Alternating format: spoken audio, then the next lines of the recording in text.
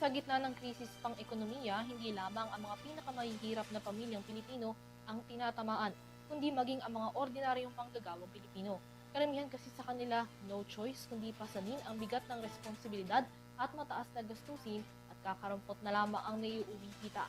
Dahil dito, pinamamadali na sa Senado ang panukalang batas na tutugon sa isyong ito at magbibigay ginhawa para sa mga manggagawang Pilipino. Narito ang detalye.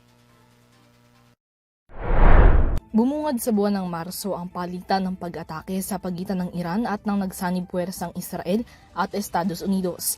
Hindi man direktang kasali sa girian, isa ang Pilipinas sa mga naagrabyado bunsod ng tensyon na pinasirit ang presyo ng petrolyo at langis sa bansa. Ang magkakasunod malakihang taas singil sa petrolyo naging pangunahing dahilan ng pagbilis din ng antas ng inflasyon sa nakalipas na 2 buwan.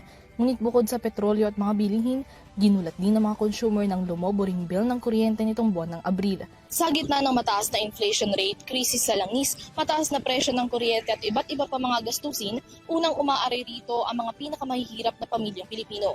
Ngunit sa gitna ng patong-patong na krisis, naiipit rin dito ang mga nasa middle class sector na napipilitang pasanin ang bigat ng matataas na gastusin kahit hindi na sumasapat ang kita. Bilang tugon dito, ipinananawagan ni Senator Win Gatchalian ang dagling pagpapasa sa Senado ng kanyang panukalang ginhawa bill o ang Granting Increase in Take-Home Pay for All Working Filipinos Act na layong mabawasan ang isipin sa gastusin ng mga manggagawang Pilipino.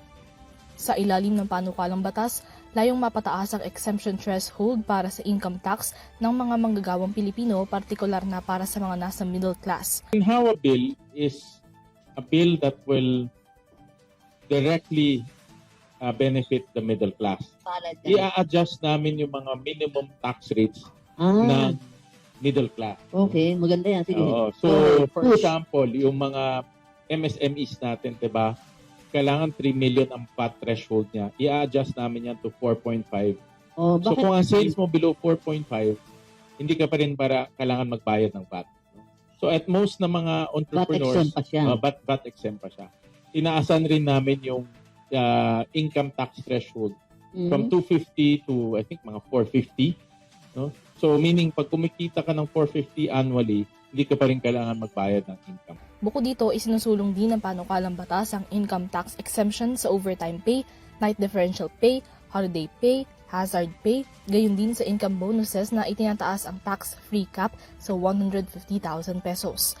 Ayon kay Gatchalian, sa pamamagitan ng pagtataas ng tax exemption threshold, masisiguro rin na mas mataas ang mauuwing kita ng mga manggagawa, lalo na ng mga middle income earners. Kinikilala niya rin ang middle class sector bilang lifeblood ng lokal na ekonomiya na may malaking kontribusyon sa kita ng gobyerno. Sakaling maipasa, tinatayang 20 milyong manggagawa ang matutulungan ng panukalang batas. Sa kasalukuyan, na-refer na sa Senate Committee on Ways and Means ang panukala.